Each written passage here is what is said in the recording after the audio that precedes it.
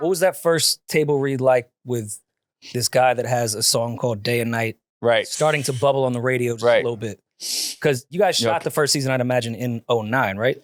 08. 08. So did Day and Night even come out yet? Day and Night was out. It was Day and Night was out. Cudi was Cudi at the time. No, it was not Cudi at the time. He wasn't Cudi. But when he was on the screen, people know, yo, that's Kid Cudi. Like, everybody. I feel like if you were kind of in the know, that's what it was. That's Cudi. Yeah, it was for people in the know. Day and Night. More but now wait, thinking that's a character. Day and Night came out February 5th, 2008. Yeah. So, but like it was then just percolating. When season 2 came out, that's when like the vibe was different. When we were shooting season 2, he was like because Man on the Moon was out. We like, oh shit, he's bona fide star at that point. Yeah, at that point, and then season 2, we were like, how y'all locking? You know, me and Brian, or at least I was thinking like, how are the producers locking him down with his crazy schedule to shoot this show? Right. By the way, and he even said, you know, we had him on our podcast. He was saying like, season 1 to season 2, he like studied like how to be a better actor like in between those seasons so he could come to season 2 coming correct. I mean, that says a lot about just like his artistry, you know what I'm saying? But when he came on season 2, he was Cudi. And we went, there's a video, I think we put it on our pod. The night he released. The videos that we don't have, we put it on our assets, right? Like we were talking about earlier. There's a video the night of when the album, his first album dropped. Man on the Moon. Man on the Moon, yeah. We were going down Times Square in his like SUV and we were like, yo, I was shaking him like, yo, your album is out playing right now. We in Times Square, it's just crazy. Yeah. And I was more hyped for him than he was, bro. Yeah. It was crazy. No, but we told the story too, I think on the pod, we're like, you know, we went to go see him at, I think, Santos. Back in the day. And there was nobody on the stage. This is like when we were shooting the pilot. I mean, there's nobody in the audience. There's like 30 people in the audience. Right? Yeah. And Scott comes out there, kills it, but he's also like, you can tell he's a little like frustrated, like it was a small crowd. But he said this thing, and I love the confidence that he had. He said, "You guys don't know me now, but I guarantee in a year you're gonna know who I am." Yeah. But guess who's in the audience? Yeah. Guess who's in the audience? At the bar in the back with the Yankee faded below. Yeah. So he knew, but like, yeah, I mean, it was his stardom, his talent, undeniable. We all knew. It's like just a matter of time. He cracked the code for the most genius job. He sells weed at night. Oh, Domingo Dean. Dog. Yeah. Oh, yeah. Who thought of Canines and Cannabis? Who wrote that into the Ian Edelman. I'm gonna say it's Ian. Yeah, it was Ian. All credit goes to Ian. That is fucking. But wait, I feel like he, because his ears, it still is. I feel like his ears are always to the streets. Yeah. And so he knows somebody that knows. Yeah, you can't just create that. But that's how great the show was executed because Kid Cudi was exactly who he was in real life at that time. Yeah. Like if you knew as a kid from the Bape store, making music, living in East New York, like he was that scene in a nutshell. Like that was probably one of the best casted roles of all time if you knew who Cudi was at that time. Facts. Sure, without a doubt. And that's all Ian. Ian found him. Yeah, he found him. He found him at like a party or something. I don't even know. And HBO was like, who is this dude? HBO was like, who is this guy? But they loved him. I mean, when he performed, they were like, they loved him so much. We said this on our podcast too, that they loved him so much that they created, like, he came in for Cam. Yeah. And then obviously they had Cam, they had the vision of me playing Cam, but then they loved him so much that Domingo didn't even exist in the original pilot, that they wrote Domingo because they loved his audition.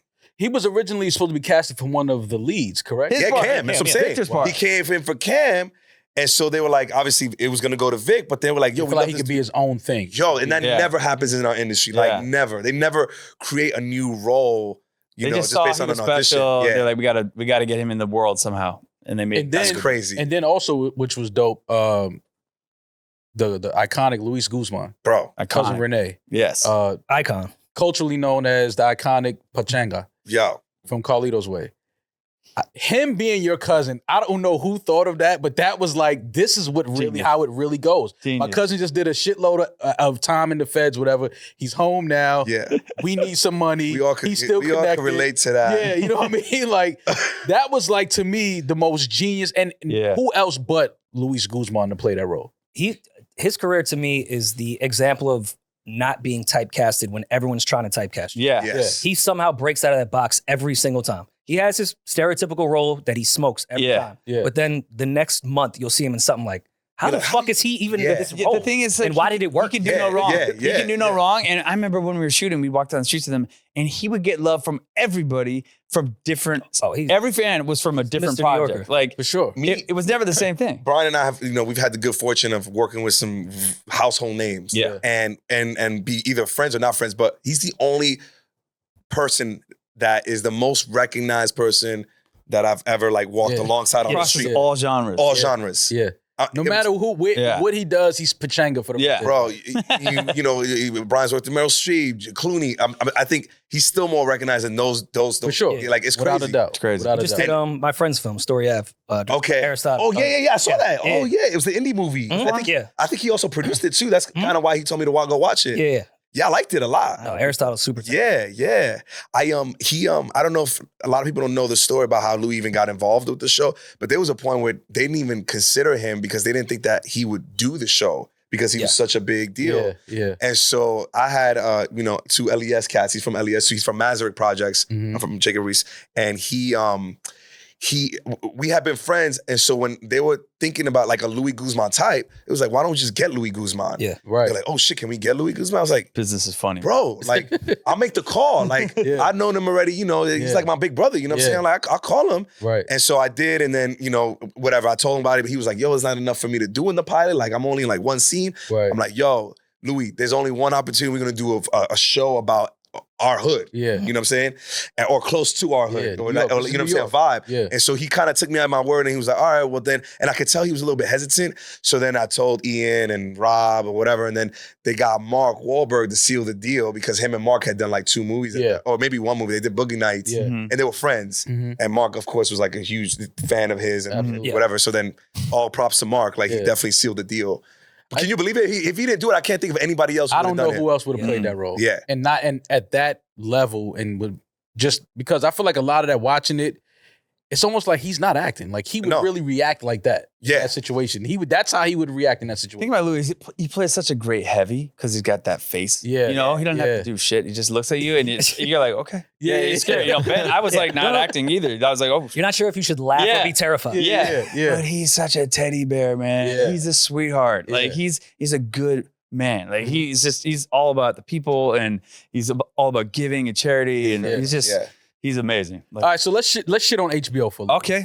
I love this. I want to ask one more casting question before we change gears. Pusha T, how did he get into the show? What was Forgot Pusha T. Crazy. Yeah, Pusha was great, man. What was the name of that? The Caribbean. What was it? The Caribbean. He was in season 2. Yeah. What, you talking about the Drake or the his What was name? the crew? What was the name of the crew that he was a part of? Oh man, the Caribbean song. I gotta be honest. I haven't seen the show in since it aired, and we're rewatching the show. That's why I love it. And I'm only on. I'm only on episode 3 because we just finished it. Oh my God. My memory's so bad. So like, I don't even know. I don't remember. I'm watching it. Like, do we get the jeans or not? Like, honestly, I forgot it all. So I have no idea. Rooting for yourself. Yeah. Rooting for yourself. I am. I hope he makes it. I hope he makes it. Man, I hope this gets a 3rd season. Dude. I love this. Yo, I really like that Ben dude, bro. That Cam dude is high, but damn, that Ben dude is damn, bro. Pick this thing up. Yeah. And I love the what was it? The one thing y'all did too with the scarf, leaving the scarf at what was the thing? Man, I don't know. Remind me, dog. I forgot. Man, I felt like it was a Tell me what season. First of all, start off with that. I think what it was season one, right? Where y'all would leave the scarf if you hooked up with a girl, and then so if you went back to the girl's house, the scarf would be there. Is this our show? Yo, you sure this is our show? I think this is your real life. I don't remember that. I rewatched that and that's too. how you knew because you would go to the girl's house and see the scarf. rewatch it like every summer. I think you didn't see it, but I think we talked about that at some point. We was like, yo, if we leave the scarf, I know not to go in. Yeah. We talked about but you didn't see it. Okay. Yeah, okay. like I think there was a quick mention of that. Genius and it was shit, and it was with Scott. I think it was with Scott too. Like it was you hook up with a girl, leave the scarf. Yeah. It was mentioned. You like, whoa, like, all right. Yeah. But yeah, again, I don't know the name of Push's crew, but just he was casted again as a drug dealer, and Okay, so how did he get cast? I don't know exactly, but I think Scott Venner, the music supervisor, might have something Shout out to do to with Scott. that. Venner, Rogue Mogul, who was a huge part of the show. The music at the time, he's Scott does the music for Ballers. Yeah, he did Ballers, Entourage, but he was breaking a lot of like musicians. Oh, yeah. I mean, Aloe Black alone. You know, I mean, Aloe Black credits How to Make It the theme song for launching his career. And that just speaks to like really understanding a show rather than what your resume is. Because some interview, Entourage has his own podcast now. Oh yeah. And they were interviewing him. He was never supposed to score any of that show. Mm-hmm. The producer just brought it to him for like opinion, like, what do you think about the show? They were just friends. Yeah. He's like, this is great. The music just fucking sucks. Yeah. So he replaced all the songs. Yeah. And they were like, hey, do you want to just keep doing this for the rest of the show? Like, I know it's not your job. Yeah. And he just ended up doing that shit. Yeah. Scott Venner is like, he's secretly one of the guys that has had his DNA and his imprint on a lot of the iconic shows in the Yeah. We also got to give Gabe Hilfer. Gabe Hilfer is also one of the music supervisors who doesn't get as much credit, but he's also was a big part of it. And he's huge now. He does like a lot of big, I mean, I did You People, he did that. He does a lot of big shows. Mm-hmm. But yo, on a side note, just real quick, because I know you especially, I know Maul is like a big fan, so you want to hear the anecdotes. One of the best moments that I had on How to Make It, there's a lot of moments, right? We could talk about the clubs, how we was living real life. You know, we shut down the club. Yo, we rap, we're going to stay. Y'all go. But there's a great moment I had to do with Aloe Black. So me and Brian, we shot the pilot, right? So we're like, yo, we don't know if it's a hit, but we felt really good when we shot the pilot. So it was like 8-day. We were just in we were just in New York. We flew back to LA. So now we got to do the ADR, right? We got to do all the school, all the like, there was a helicopter in one scene. So we got to like redo the voices or whatever, so we in the studio. And they got to start from the beginning, right? Because they got to do in chronological order, like what we have to record with our voices. So they started with the beginning and the credits. And me and Brian don't know what we watching. We just knew we just shot. We just know what we shot and what was on the page. Right. But visually, we don't know what we're about to watch. Right. So they started. First time we saw Aloe Black, and then we saw all the I need $1, and then you see my name with the earring, and then you see his name with it, and then the subway, and we looked at each other. I'll never forget this look, and we were like, oh, yeah, we got one. Like it was like two dudes like acting like kids. We're like, oh shit. Yeah. And like as actors, it's like it's crazy when you got something dope. Yeah. It's pretty rare. I'll never forget that moment, bro. It was like, okay, and then ever since then, it was like, pshoo. It was like, How to Make It. The theme song was so iconic. Obviously, Aloe Black and the credit sequence. The credit sequence. That was just. I think that made way for like the power. Yeah, set the tone. Because it set the tone for like shows. Like, listen, from the gate, it has to hit the music, the way the names, the character, like everything has to. How to Make It set that tone. But even before we shit on HBO, they've always been great at that. From Sopranos opening to Wire, like you just knew right away. Yeah. But you gotta remember, for us, like we could have been the first, like we could have been the first stinker. We were like, we don't know, you know what I'm saying? That's what's crazy about going into a powerhouse like that. Like, damn, are we gonna ruin the legacy? Exactly. So we were kind of nervous when we saw. We were like, we're not gonna be that good. Yeah. But I was gonna say too, like I don't know, like even when you record music, don't you feel like sometimes, I don't know if you ever had that moment that we had where you're like, you recorded it, you think it's gonna be dope, but then you hear, you're like, oh shit. Yeah. If you had that, Rory, that's what overthinks everything. Man, but that's what I'm saying. Like we had that moment, so it was just crazy. I never, and the simple fact that I could talk about it and visualize it still, telling y'all the story. You know what I'm saying? Like that's what we had. Like it was crazy. Anyway, we were talking about Aloe Black, but Pusha T, I think it was Scott Venner. And by the way, I didn't even know who he was at the time because he didn't really like. You know the clips? I didn't really know, man. Like I had to be put on by Ian and everybody. And then he came on and did that whole thing, like, when he raps. Well, you knew who the clips were. Yeah, I knew the clips. Him specifically, I did not know. I don't think he was like super solo at that point. He wasn't solo at all. And then when he was after the show, like then it wasn't because of the show, but I'm just saying the chronology was he blew up after the show. Obviously. 2010 was probably around the time Pusha T became the solo artist. Yes, you guys know your music. You guys, it was right around the same time. Yeah, that's why I was wondering. I was at Def Jam in 2010 when he became like the solo act when he was doing all the Good Friday shit, and Kanye came in and was like, one of my first signees that I want to push is this guy from the Clips. And everyone Good was music. Like, yeah. Sure? He's from DMV, right? He's from Virginia. That's the first time I ever heard that term because I remember talking to him offset. He's from the Bronx, man. Oh, word? He moved to Virginia. Really? Okay, because he told me Virginia. So he moved to Virginia. Because I would have talked about the Bronx. He moved to Virginia at a very young age, but I still say Pusha's from the Bronx. Okay, well, that's the first time I ever heard the DMV, that term, DC, Maryland, and Virginia. So I was like, I don't know what that is. While we're on good music, what was your reaction when Cudi hit the group chat and said, yo, Puff just blew up my car? Honestly, I never even got into it with him, man. I never talked to him about that. I'm close friends with Cudi, and I never brought that up. I don't know. That'd be a weird thing to bring up too. Like years later, if I read some paperwork, you said exactly what I was gonna say. I'd probably leave that alone. If he didn't tell me, it's like if you're my man, right? Yeah, if it comes up, it comes up. If you're my man and we're talking about some shorty, and then that happened, am I really gonna ask you that? Like I don't know. Maybe you would, but I wouldn't. It depends on how close we are. And I think that's why we kind of just touch and go. Like I would look at you for a while and just be like, that is crazy. And then this shit happened, obviously, what happened with Diddy. Even more reason why I don't even ask. I don't even want to touch it. Yeah, I don't even want to touch it. Yeah, I feel you. And it happened so long ago and it didn't even hit the press. Like, I'm sure that's something he's wanted to move on from for quite some time. Yeah, I can't even speak on it. Back and relive that shit.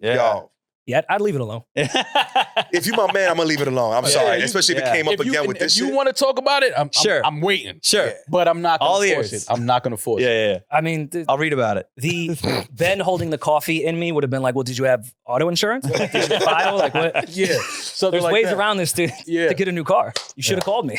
No, Rory and Ma. That was a quick snippet from our Patreon, patreon.com/New Rory and Mal. Subscribe now. You get a new episode every single week. You get more Rory and Mal. Yes. Bonus episodes nonstop every single week. You also get exclusive merch, first dibs on tickets, Ram Radio, just bonus content across the board every single week. It's where you want to be. Patreon.com/New Rory and Mal.